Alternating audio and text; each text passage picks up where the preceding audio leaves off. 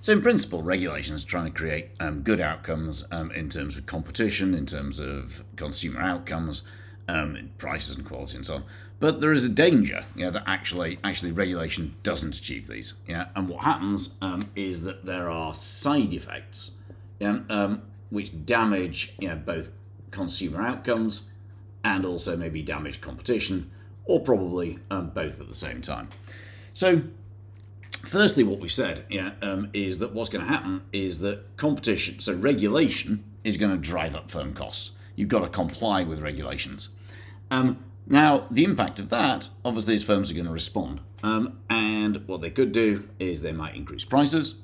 What they might do is look to save costs elsewhere by cutting quality. What they might look to do is to decrease investment. So by imposing regulatory costs in one area, maybe it creates side effects and damage in other areas. Now, effective regulation might prevent those issues, but as we'll see later, regulation isn't always as effective as you would hope.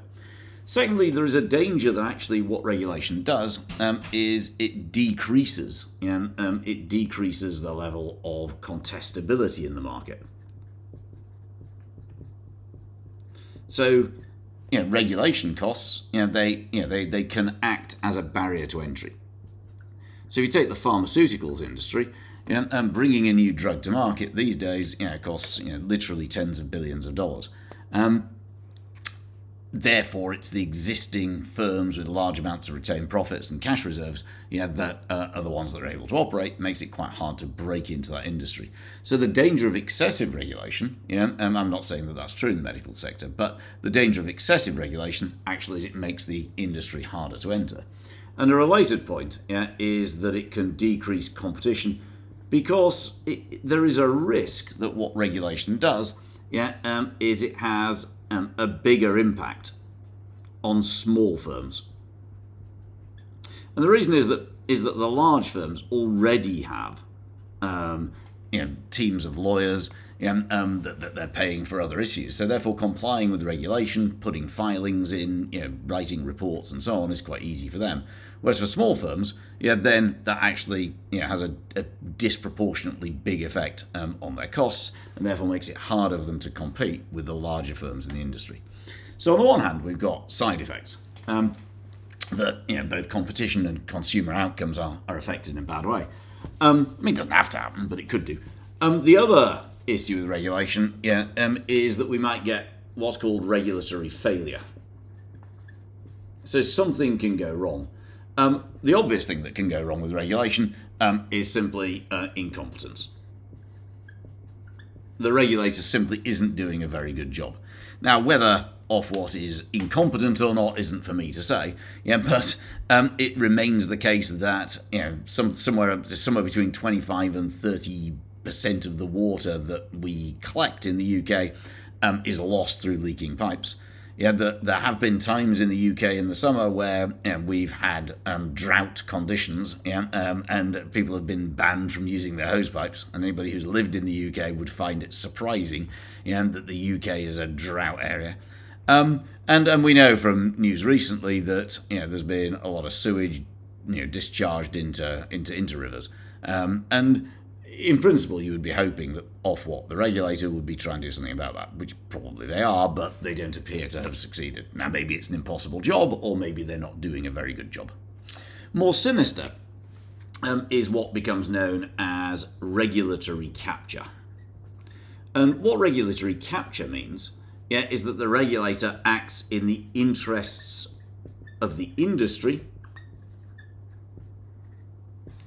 instead of the interests of the consumer. In other words, what happens is the regulator, it gets too close to the industry that it's being regulated, so that it's regulating, and starts, not really to be thinking about, what that might mean for consumers. It understands the industry too well. Now, this is quite easy to understand why this happens. If you're a regulator, and you're looking for somebody to regulate or be part of a regulatory team, then you're probably looking for experts. But where are those experts going to come from? They're going to be either from the industry or they used to be in the industry, but then they have contacts within that industry still, or they have an understanding of the problems that the industry faces, but maybe that understanding is too great. And under those circumstances, there can be very serious impacts on both the consumer and competition.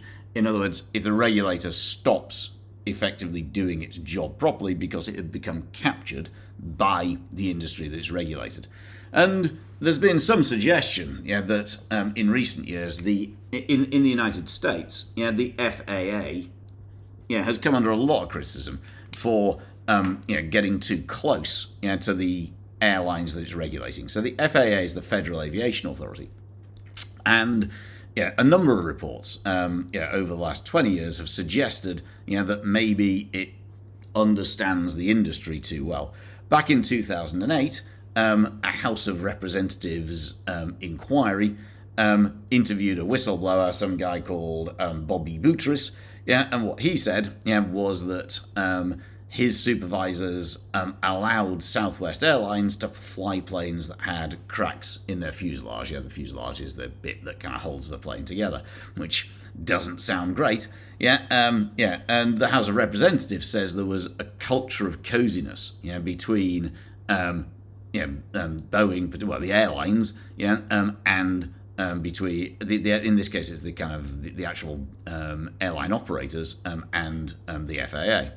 More recently, obviously, Boeing has been in the news, with the 737 MAX, and again, there's been criticisms of the FAA, again by the American government, the House of Representatives, which has inquired into this, and it's been suggested, they found that in some areas Boeing regulates itself. The FAA allows Boeing to regulate itself with what they have said is relatively limited oversight. So the US, the House of Representatives has gone on record saying that that some of the reasons for the crashes with the 737 have been the result, and it's used the term regulatory capture. And an example that it gave of that was that Boeing pressured the FAA not to require it to use very expensive, kind of new additional flight simulation training with the new software that it introduced onto the 737 MAX. And as a result, some pilots were unaware that this piece of software was there, and it was this piece of software, when it failed, that was associated with some of the crashes that have occurred over the last 5 years. So regulation in principle, is obviously a good thing. Up to a point. There is a danger of excessive regulation. On the one hand, that can make a market actually less competitive by deterring entry or forcing firms to increase price or cut quality. And there's no guarantee that the regulator themselves is necessarily going to be doing a good job.